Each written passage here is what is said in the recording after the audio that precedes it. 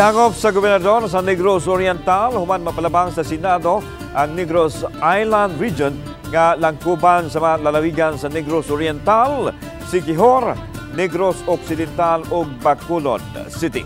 Ang detalye sa report ni Femari Dumamo.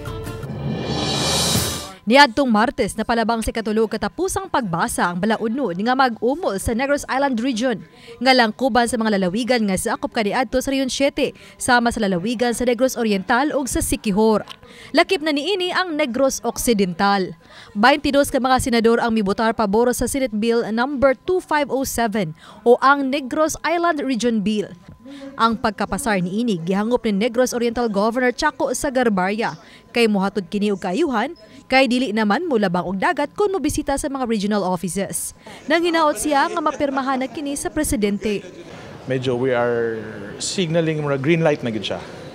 Of course, we are still waiting na mabalik siya from Germany, and what I've heard na if ever pagbalik kuno niya, he will be signing the bill, or if it's very busy, he can always have it lapsed into law. If I need to get something done, I would have to send bisag saon mga tawo nako to come here in Cebu because the national offices are here.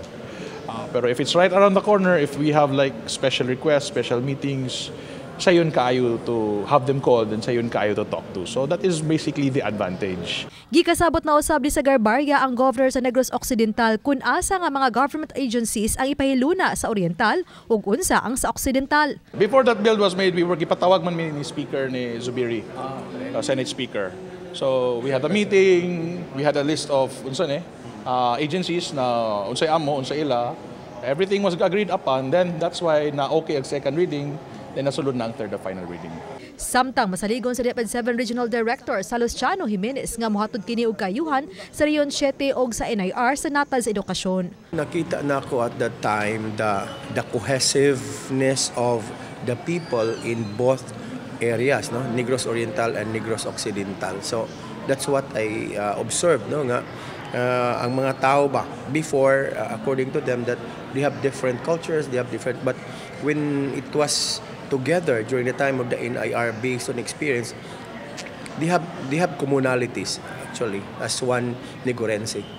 Niadtong 2015 na umulang Negros Island Region pinaagi sa Executive Order number 183 ni kanhi Presidente Benigno Aquino III apan gihunong human sa kapinduha ka tuig sa laing Executive Order nga gipagawas ni kanhi Presidente Rodrigo Duterte.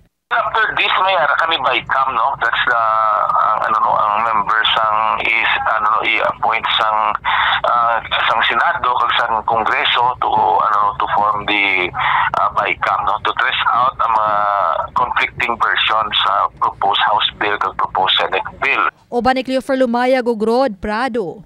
Femari Dumabok. Balitang Bisdak.